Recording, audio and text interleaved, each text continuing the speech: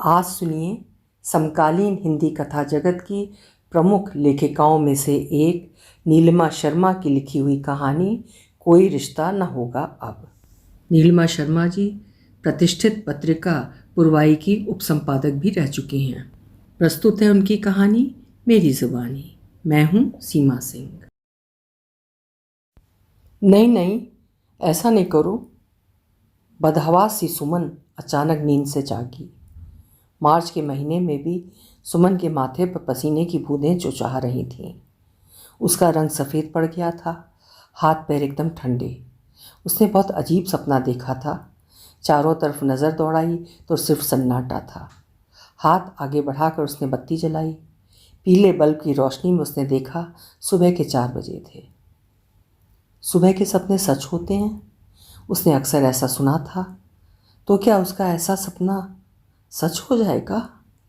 घबराहट के मारे उसकी धड़कन बढ़ गई। किसको कहे ये अपना सपना? कोई भी नहीं सुनेगा। अगर किसी ने सुन भी लिया तो कोई विश्वास नहीं करेगा। घर के लोग तो उसे मनोरोगी करार देंगे। देर तक घुटनों में सर छुपाए बैठी सुमन शून्य अवस्था में रही। फिर झटके से कंबल को परे फेंक कर उसने खिड़की खोल दी। ठंडी हवा के झोंके से जैसे अंदर एक शांति भरने का प्रयास किया हो। सुबह ठंडी और अंधेरी थी, लेकिन पहाड़ी जगह पर सुबह कुछ जल्दी होती है, इसलिए धुंधलका छटने लगा था। उसका घर 2 गलियां मकान था। एक तरफ सड़क से लगता हुआ, लेकिन पीछे की तरफ से वही पोर्शन दूसरी मंजिल कहलाती थी। खिड़की से नीचे तक दूर तलक का मंजर दिखने लगा था। गहरी खाई के साथ बल खाती पहाड़ी नदी, जिसमें आजकल पानी कम था, लेकिन पत्थर अब भी मुंह बाए सर उठाकर प्रश्न कर रहे थे, मानो पूछ रहे हों कि कब तक आखिर हमें बरसाती पानी के थपेड़े सहकर ऐसे ही खड़े रहना है। हमें भी रेत के कणों सा बिखर कर समंदर में एकाकार होना है। मौसम बदल रहा है, सर्द गर्म ना हो जाए, इसलिए सुमन ने खिड़की बंद कर दी और गुसलखाने में जाकर ठंडे पानी से चेहरे पर पानी के छपाके मारे और उस परिदृश्य से बाहर निकलने की कोशिश की जहाँ वो सपने में। उफ! कान बंद कर लिए उसने और आंखें बंद करके झट से खोल दी। ये सपना कभी सच ना हो, ईश्वर को मनाते हुए मन ही मन बोली। अम्मा के कमरे से खटपट की आवाज़ें आने लगी थीं। उसने तकिए के नीचे से शॉल खींची और रसोई की तरफ चल दी। एक एक कदम मानो 100 किलो का हो गया था। अम्मा पहले ही अपने लिए चाय बना चुकी थी। उसको देखते ही अपने लोटे से 1 कप चाय सुमन को देते हुए पूछा, आज कैसे जल्दी जाग गई? पता नहीं क्यों घबराहट हो रही थी, कहकर चाय का कप हाथ में लिए वो फिर से अपने कमरे में लौट आई और फ़ोन का नेट ऑन कर दिया। चाय पीते पीते उसने व्हाट्सएप संदेश स्क्रॉल करने शुरू किए।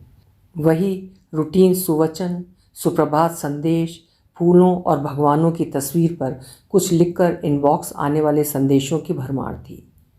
एक अजीब सा आक्रोश, अजीब सी घुटन और विवशता उसको अपने चारों तरफ लपेटे थी। कुछ न कर पा सकने की विवशता की खीस भी हर तरफ पसर रही थी और अब अतीत की किरचें उसे हर तरफ से चुभने लगीं और मन याद कर रहा था बीते लम्हों को।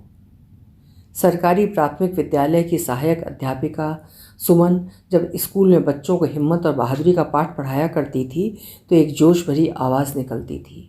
कितनी चाहती उसको कि पढ़ लिख कर डॉक्टर बने, परंतु घर के सीमित साधनों ने उसके सपनों की उड़ान को सिर्फ कल्पनाओं में खुश होने दिया।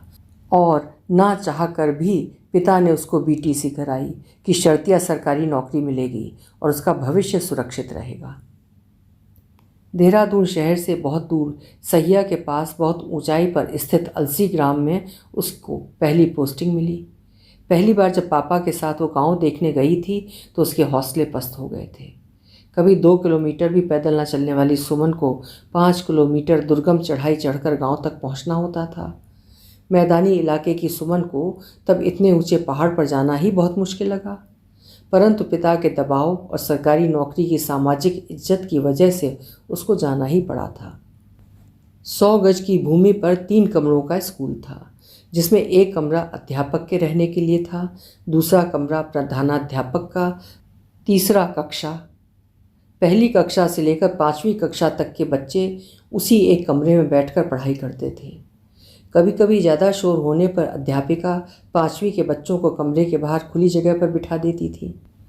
घर से लाई पुरानी बोरी या पॉलीथीन पर बैठकर बच्चे पूरी रौ में आकर सस्वर पहाड़े सुनाया करते थे या कविताएं गाया करते थे।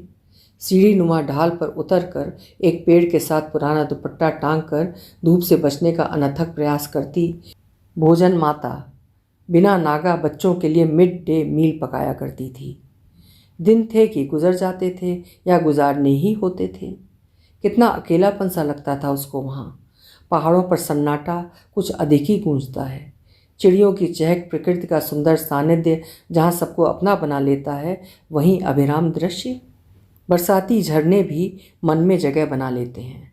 जब सपने पूरे न हो और वर्तमान को सच मानकर जीने की कोशिश करने लगो तो अकेलापन भी वरदान लगने लगता है। अब सुमन माह में एक बार देहरादून आती थी। धीरे धीरे उसने अलसी में मन लगा लिया। स्कूल में रहकर उसने ग्राम की सब बड़ी और समवयस्क महिलाओं से मित्रता कर ली। समय पंख लगाकर उड़ने लगा। पहाड़ जितने ऊंचे होते हैं, वहाँ रहने वालों की ख्वाहिशें और उम्मीदें उतनी ही छोटी। कम में ही खुश रह जाने वाले भोले से लोग कितनी जल्दी सबको अपना बना लेते हैं, ये वहाँ रहने वाले ही जान सकते हैं। समय बीत रहा था, साथ ही उम्र भी हर बरस नए पायदान पर पांव रखकर आगे बढ़ती चलती जा रही थी। छुट्टियों में देहरादून जाकर लंबे समय तक रहना और 3 छोटी बहनों के साथ उनकी छोटी छोटी इच्छाएं पूरी करना उसके अतृप्त मन को संतुष्ट करता था। छोटी बहन मानसी का सुंदर रूप देखकर पड़ोसी वर्मा जी ने अपने बेटे के लिए उसका रिश्ता मांग लिया था। इतना अच्छा रिश्ता चाहे विजातीय ही था, उसके पिता को मंजूर था। लेकिन सुमन का विवाह नहीं हुआ था, इसलिए माता पिता ने उसके विवाह से पहले तक रुकने के लिए वर्मा जी को मना लिया था। उसके विवाह के लिए अब उचित वर की तलाश थी। शादी ब्यूरो वाली बबली के साथ अब मीटिंग्स बढ़ने लगी थीं और क्लासीफाइड में रिश्ते का विज्ञापन देकर कोई लोकल रहने वाला लड़का तलाश किया जाने लगा। किसी के द्वारा सुझाई गई रिश्ता घर की मालकिन बबली ने राजीव का रिश्ता सुझाया और राजीव अगले ही रविवार को अपने परिवार के साथ उसको देखने आए। सांवला सा ऊंची कदकाठी वाला राजीव उसको एक नज़र में ही अपना सा लगा था। उस पर उसकी केंद्रीय सरकार के अधीन नौकरी घर भर के लिए सबसे बड़ा आकर्षण थी। सुमन के सरकारी स्कूल की पक्की नौकरी भी उसको पसंद किए जाने का एक कारण बन गई। राजीव की माँ उसकी बलाएं लेते नहीं थक रही थी। अपनी गोरी चिट्टी चांद सी बहू में उनको कभी लक्ष्मी नजर आ रही थी तो कभी अप्सरा। अब तो सुमन को भी आईने के सामने सवाल उठाने को विवश होना पड़ा कि क्या वो सच में इतनी सुंदर है। कांवली रोड के नाथ पैलेस में धूमधाम से दोनों का विवाह संपन्न हुआ। घर परिवार के साथ अब आसपास के लोग उसके भाग्य को सराहने लगे थे। 1 माह के मधुमास के पश्चात वो अलसी लौट आई। अब माह में एक बार न लौटकर हर शनिवार की शाम तक वो वापस घर लौट आती और सोमवार तड़के उठकर अलसी को प्रस्थान कर जाती थी। पति उसके बिना अकेलापन महसूस करने लगे। नई नई शादी के बाद के दिन वैसे भी मन कहाँ एक दूसरे के बिना लगता है। पति ने कुछ हजार रुपए की रिश्वत देकर कुछ सिफारिश लगाकर उसका ट्रांसफ़र सहसपुर करा लिया। अब उसका नया रूटीन शुरू हो गया। अब रोज़ाना सुबह बस से जाना, स्कूल ख़त्म होते ही लौट आना। सब खुश थे। जिंदगी को जैसे जीने की वजह मिल गई थी। समय पंख लगाकर उड़ रहा था।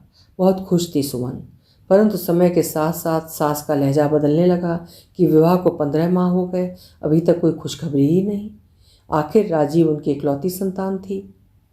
सुमन भी अब माँ बनना चाहती थी। उसका भी मन करता था कि उसकी गोद में भी एक प्यारा सा बच्चा हो। जब भी वो इन ख्यालों में खो जाती तो उसको अपनी बाहों में एक प्यारी सी बिटिया ही दिखती थी। पलटन बाजार में घूमते घूमते उसको दुकानों के बाहर सुंदर से फ्रॉक नज़र आते तो उसका मन करता था सब खरीद कर घर ले आए। लेकिन उसने कभी अपने मन के सपने किसी के सामने बयां नहीं किए। राजीव भी अब अक्सर बच्चों की तस्वीरें देख मुस्कुरा देते। कई दिन से सुमन का मन भारी सा रहने लगा था। कुछ भी खाने का मन नहीं करता था। एक सहेली की सहायता से उसने सहसपुर में एक डिस्पेंसरी में यूरिन टेस्ट कराकर जब रिपोर्ट देखी तो उसको खुद पर भी विश्वास ना हुआ। वो मम्मी बन जाने वाली है। एक अजीब सी अनुभूति होने लगी थी। हाथ खुद ब खुद पेट पर चला गया, लेकिन अब भी मन विश्वास नहीं कर रहा था कि क्या सचमुच। और अब तो मन का मौसम फिर से बसंती हो गया था, जो हल्के पतझड़ सा मालूम होने लगा था। अब राजीव को कैसे खुशखबरी बताई जाए। उसने स्कूल से लौटते हुए प्रेम नगर से एक ग्रीटिंग कार्ड खरीदा, साथ में एक चॉकलेट भी। माँ जी ने उसको गेट पर ही अपने मायके धर्मपुर जाने की सूचना दी और अगली सुबह लौट आने को कहा। वहाँ पर राजीव की छोटी मौसी भी आई थी। आज सुमन ने दाल भात बने होने के बावजूद फिर से मटर पनीर की सब्जी बनाई, साथ में थोड़ी सी खीर भी। मुँह हाथ धोकर आज उसने गुलाबी पजामी सूट पहना, हल्का मेकअप करके घर में संगीत लगा दिया। ग्रीटिंग कार्ड पर 2 लाइन्स लिखकर उसने राजीव के कुर्ते पजामे पर रख दिया। शाम को 6 बजे तक आने वाला राजीव आज ना जाने कैसे 5 बजे ही लौट आया था। ए सुम्मी, अम्मा कहाँ गई आज? उसने हाथ मुंह धोकर रसोई के दरवाजे के पास पहुंचकर पूछा। अम्मा मामा के घर गई हैं, आज मौसी आई हुई हैं तो उन्होंने अम्मा को भी बुला लिया। अम्मा सुबह तक लौटने को कहकर गई हैं। चाय पीकर राजीव टीवी देखने लगा। अधीर होकर सुमन ने कपड़े बदलने का अनुरोध किया कि कपड़े बदल कर ईजी हो जाओ, आज सीडी लगाकर कोई मूवी देखेंगे। बेमन से राजीव अपने कमरे में पहुंचा तो पलंग पर उसके बचपन की सब तस्वीरें रखी थीं, एक छोटा सा झबला और एक झुंझुना भी। राजीव को कुछ समझ ना आया। उसने अपना हाथ बढ़ाकर कुर्ता पजामा उठा लिया। ग्रीटिंग कार्ड नीचे गिर गया। राजीव ने हौले से उस कार्ड को उठाया और उसको हैरानी से खोलने लगा। आज तो जन्मदिन भी नहीं मेरा और ना ही शादी की सालगिरह है। ये कार्ड तो सुम्मी हाँ तभी लाया करती है। कितनी बार कहा कार्ड पर पैसा बर्बाद ना किया कर। कार्ड के अंदर चॉकलेट भी थी। उसने चॉकलेट को हाथ में लेकर कार्ड खोला और पलट कर सुम्मी को जोर से आवाज़ दी, सुम्मी। लेकिन सुम्मी नहीं थी। वो तो बाहर बरामदे में भी, रसोई में भी नहीं थी। कार्ड हाथ में लेकर राजीव उसको खोजने लगा और अचानक उसको सुम्मी की तेज़ सांसों को गुसलखाने के दरवाजे के पीछे से आते सुना। रक्त कपोल लिए सुम्मी सर झुकाए मुस्कुरा रही थी। नहीं, उससे ज़्यादा तो शर्मा रही थी। ये सच बताओ, जो लिखा है तुमने क्या सच है? सुम्मी की ठुड्डी को हाथ से पकड़कर राजीव ने सवाल किया। कहकर सुमन उसकी बाहों में समा गई। पढ़ो तो मैंने क्या लिखा। काली रेल तू तो काली काली है, राजीव आप पापा आपकी सुम्मी माँ बनने वाली है। उसको गोद में उठाए राजीव कमरे में ले आया और अब तो उस शाम का एक एक पल सुनहरा था। सुमन अब घर भर की रानी बन गई। अम्मा भी अब सब कुछ भूलकर बस उसका ख्याल रखती थी। उसके खाने पीने से लेकर स्कूल आने जाने तक का इंतज़ाम नए तरीके से किया गया। अब घर के बाहर से सूमो उसको लेकर जाती और घर के बाहर ही छोड़ती थी। वसंत विहार की सड़कों पर सैर करती सुमन को अपना जीवन स्वर्ग सा लगता। सास अपने आने वाले पोते के लिए ऊन लाकर मोजे स्वेटर बुन रही थी। उसके कमरे में पति के बचपन की तस्वीरों के संग बच्चों की तस्वीरें टांग दी गई थीं। एक नंगे छोटे से लड़के की तस्वीर चिपकाते हुए राजीव को देख सुमन बहुत ज़ोर से हंस पड़ी थी। इसके पहले राजीव कुछ कहते माँ जी कमरे में आ गई थी। सब उत्साहित थे। 9 माह कैसे बीते सुमन को मालूम ना हुआ। समय आने पर उसको आस्था नर्सिंग होम ले जाया गया। लंबी दर्द भरी प्रसव पीड़ा के बाद उसने एक कन्या को जन्म दिया और मानो बसंत अचानक सबके चेहरे से लौट गया और पतझड़ ने फिर से वहाँ अपना साम्राज्य स्थापित कर लिया। सबके बात करने के लहजे से उसे ऐसे लगा जैसे उसने कोई गुनाह कर दिया। सबके चेहरे मुरझा गए। राजीव भी थोड़ा चुप हो गए। यंत्रवत अपने काम में लगे रहते। घर आकर भी सुमन ने सबके बदले व्यवहार को महसूस किया। कोई खुशी नहीं की गई। बिटिया का नाम उसने खुद ही रुचि रख लिया। अगर रुचि रोने भी लगती तो कोई जल्दी से उसको उठाने वाला भी नहीं था। समय बीत रहा था। मैटरनिटी लीव खत्म होने वाली थी। अब बिटिया को कौन देखेगा, ये सोचकर सुमन ने 2000 रुपये में एक महिला को रुचि को संभालने का काम दिया। सरल स्वभाव की ममतामयी मोनिका सुमन की समवयस्क थी। उसकी अपनी भी एक बेटी थी जो 5 बरस की थी और स्कूल जाती थी। मोनिका के सहारे बेटी को छोड़कर स्कूल जाती सुमन अब निश्चिंत थी। देखते ही देखते रुचि 11 माह की हो गई थी। उसकी आंखों में माँ को देखते ही चमक आ जाती थी। परंतु सुमन की तबीयत फिर से कुछ ठीक सी नहीं थी। हर वक्त थकान, भूख न लगना, जी मिचलाना। सुमन को घबराहट होने लगी। अभी तो रुचि बहुत छोटी है, क्या एक बार फिर से वो? ओह, अब क्या करें। आजकल इस बात का पता करने के लिए हॉस्पिटल जाना ज़रूरी नहीं। टीवी ने इतना जागरूक बना दिया कि एक स्ट्रिप लाओ और घर में पता लगा लो कि गर्भ है या नहीं। सुमन को वे 2 पल जिंदगी के सबसे भारी पल लग रहे थे। खुशी भी, भीतर से तो एक अनजाना डर भी। रिजल्ट सकारात्मक देखकर उसको घबराहट होने लगी थी। राजीव का न जाने क्या रिएक्शन होगा। और माँ जी, उनकी सूरत याद करे सुमन के हाथ पैर ही कंपकंपाने लगे। रुचि के जन्म के बाद से उनका व्यवहार एकदम अजनबी सा हो गया था। राजीव ने जैसे उसके फिर से गर्भधारण की खबर सुनी तो खुशी से फूले न समाये, जैसे उन्होंने कोई किला जीता हो। एक पुरुष की जिंदगी का सबसे बड़ा क्षण होता होगा जब उसको पता चलता होगा कि वो पिता बनने वाला है। एक नए जीव का आना सुखद ही लगता है। माँ जी ने भी खुशी जाहिर की, परंतु उनके तीखे शब्दों ने राजीव के मन में एक संशय भर दिया। इस बारी चेक करा लेना, कहीं इस बार भी लड़की ही ना जन्म दे तुम्हारी लाडली बीवी। बिना बेटे के तो स्वर्ग भी नहीं मिलता। आजकल वो ज़माना तो है नहीं कि बेटे के इंतज़ार में 5-5 लड़कियां जन्म दो। अब ख्याल रखना, कहीं अपनी माँ का इतिहास ना दोहरा दे ये लड़की, और तू तमाम उम्र बेटियों के ब्याह के लिए पैसा पैसा जोड़ता रहे।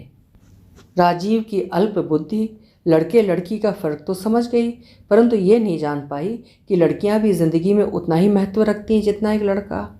बिना बहन का भाई जो था राजीव, उसको वो खुशियां आनंद नहीं उपलब्ध हुए होंगे जो भाइयों को बहनों से प्राप्त होते हैं।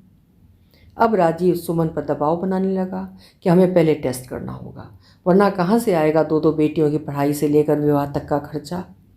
सुमन ने बहुत कोशिश की, परंतु उसकी आवाज़ नक्कार खाने में तूती सी रह गई। आखिर टेस्ट कराना ही पड़ा और डॉक्टर ने जय माता की कहकर जैसे वज्रपात कर दिया राजीव व माँ जी पर। अब सबके सुर बदल गए। मौसम भी इतनी जल्दी जल्दी बदलता है आजकल। अब तो समाज की भी ओजोन लेयर नष्ट हो रही है। समाज की, पैसे की, अगले लोक परलोक की दुहाई देकर उसे इस गर्भ से छुटकारा पाने के लिए मजबूर किया जा रहा था।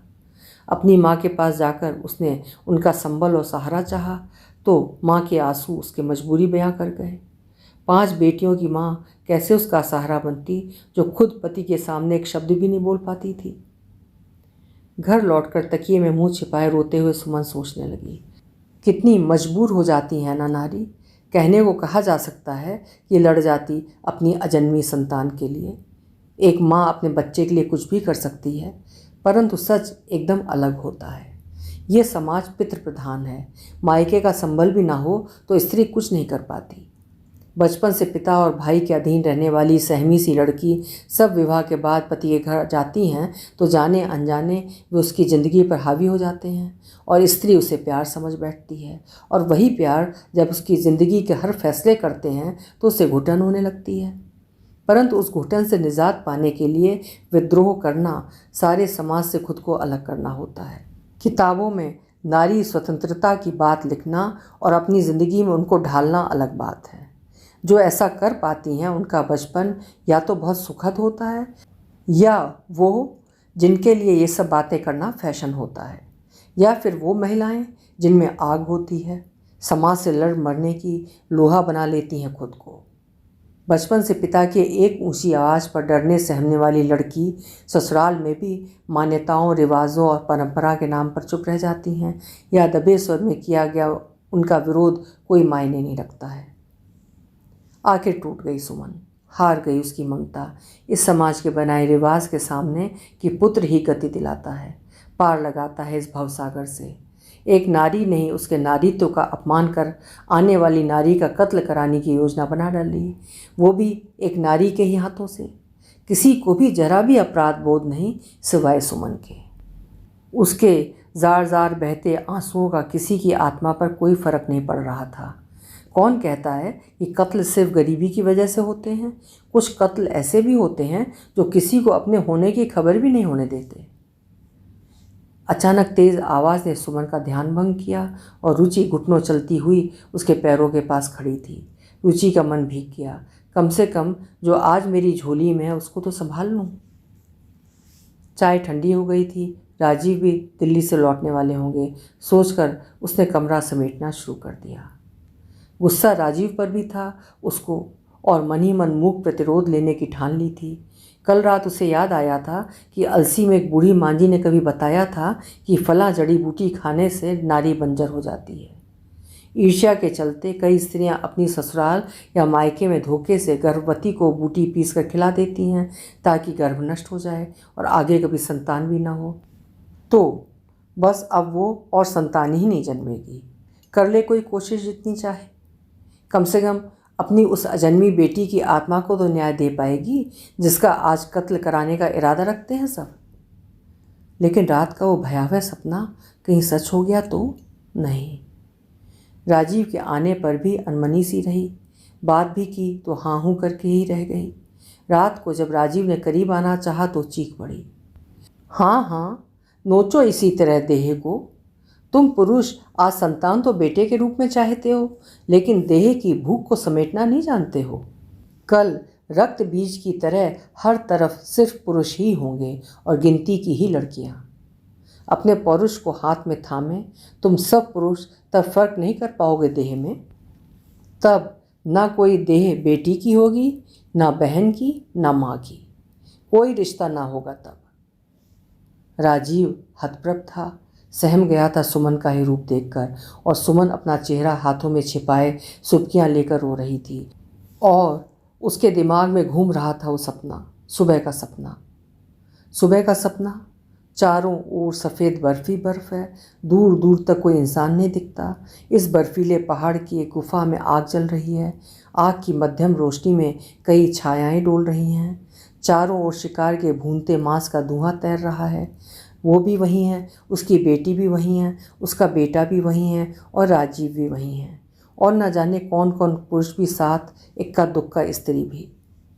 आदिम जमाने की गुफा में आदिम मानव के बीच आदिम सभ्यता की आदिम भूख थी। आदिम सभ्यता के विपरीत उसके इस भयानक सपने में सहमति नहीं, जबरदस्ती थी। उस गुफा में तन और मन के दर्द से भरी चीत्कारें थीं। आदिम सभ्यता में मानवीय रिश्ते बने नहीं थे, और उसके सपने में रिश्ते खत्म हो चुके थे। गुफा में मौजूद पुरुषों के लिए न कोई माँ थी, न बहन, न बेटी, न कोई बेटा था, न भाई, न पिता। बाकी बची थी सिर्फ भूख, देह और पेट की भूख। राजीव सन्न रह गया सपना सुनकर। उसने तो ये सोचा ही नहीं था कभी कि कभी यह स्थिति भी हो सकती है। वो ये क्यों भूल गया कि प्रकृति को नष्ट करने में वो भी तो भागीदार हो सकता है।